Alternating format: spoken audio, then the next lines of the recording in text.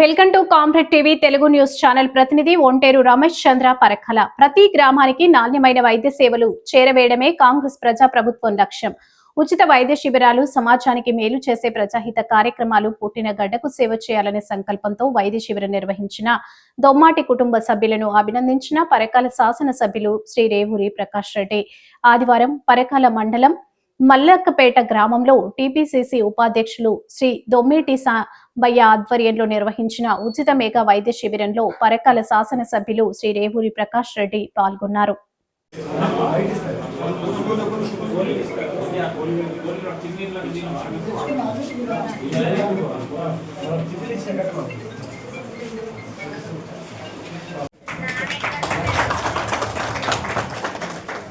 దూరం జరిగితే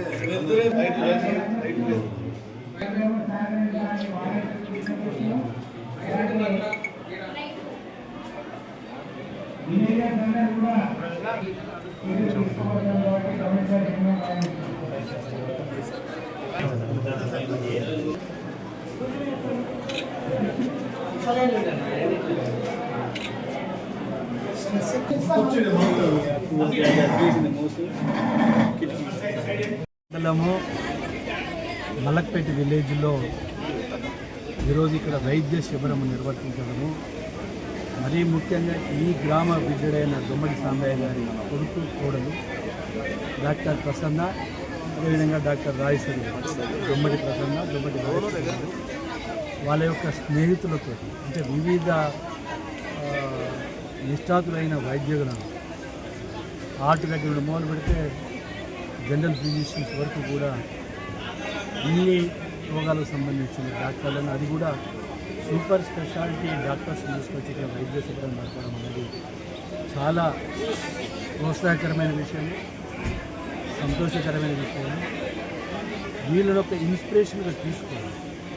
నేనేమంటున్నానంటే దగ్గర ప్రతి మండలంలో వైద్య వృత్తిలో లేదన్నా 10-15 మంది ఉంటారు. అంటే అలాంటి వాళ్ళందరూ కూడా వాళ్ళ గ్రామం, సొంత గ్రామంతో పాటుగా చుట్టూ ఉన్న ఒకటువంటి గ్రామాలను కూడా అడాప్ట్ చేసుకొని ఈ విధమైన వాటి వైద్య శిబిరాలు నిర్వర్తిస్తే తనకు జన్మనిచ్చిన తల్లిదండ్రులకు, అదేవిధంగా తను పుట్టిన ప్రాంతానికి కూడా ఒక పేరు, గౌరవం తీసుకొచ్చిన వాళ్ళు అవుతారు. ఇది ఒక స్ఫూర్తిగా తీసుకొని ఇతరులు కూడా ఆ విధంగా ముందుకు వస్తున్నారు. మన పబ్లిక్ సర్వీస్లో చూస్తే మనం ఒకటి ఎడ్యుకేషన్, ఒకటి హెల్త్, రెండోది వాళ్ళ మనకు బాధ్యకరమైందంటే లీగల్, ఇవి కూడా పబ్లిక్ చాలా అవసరం. సో ఆ ప్రాంతం ఉన్న వాళ్ళు ఈ 3 వాటికి సంబంధించిన విద్యావేత్తలు, ప్రొఫెషన్స్ వాళ్ళ ప్రాంతంలో ఈ 3 రకాల భాగస్వామ్యం తీసుకునే వాళ్ళని నేను ఈ ద్వారా వాళ్ళకు ఒక పిలిపిస్తున్నాను. వైద్య శిబిరాలు కానీ, లేదా లీగల్ సహకారం కానీ, అదేవిధంగా విద్యాపరమైన అవేర్నెస్ అలాంటివి కానీ చేయాలి అని చెప్పి నేను మీ ద్వారా వారి గురించి చూపిస్తున్నాను.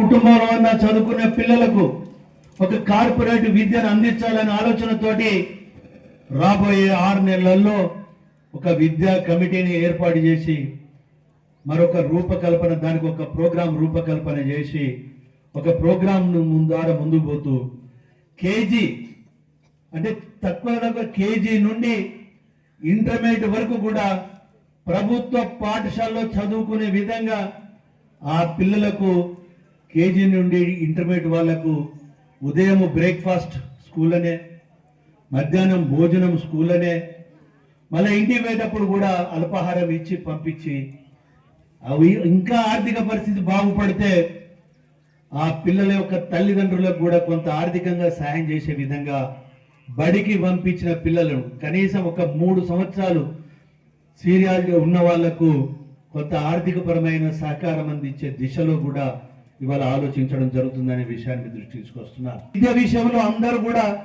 దీన్ని ఉపయోగించుకోవాలి. మీరు ప్రైవేట్ పాఠశాల పంపించడం వల్ల లక్షలలో ఫీజులు చెల్లిస్తున్నారు. అదే ప్రభుత్వ పాఠశాల పంపిస్తే బ్రహ్మాండమైన బిల్డింగ్స్, బ్రహ్మాండమైన టీచర్స్, విద్య అంటే వాళ్ళకి ఎంతో ట్రైనింగ్ అయిన యొక్క నిష్ఠాతులైన పంతులమ్మలు మనకు అందుబాటులో ఉన్నారు. అందులోంచి ప్రతి ఒక్కరూ ఉపయోగించుకోవాలనేది మీ అందరికీ సవినీయంగా మనం చేస్తున్నాను. ఈ కార్యక్రమం కింద రిపేర్లు చేయించినాం, ఇంకా కొన్ని రిపేర్లు చేయిస్తాం.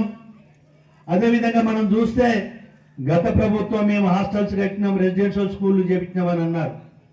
మనం చూస్తున్నాం కనీస సౌలత లేని ప్రైవేటు భవనాలలో ఒక పశువులను కదా గొర్రెలను కదా దొడ్లు దొడినట్టుగా ఇవాళ పిల్లల్ని ఆ విధంగా చేస్తే నానా ఇబ్బంది పడుతున్నారు.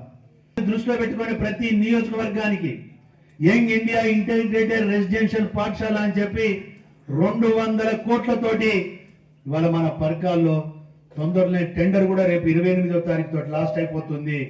2-3 నెలల లోపల మనకు ప్రారంభం కాబోతుంది.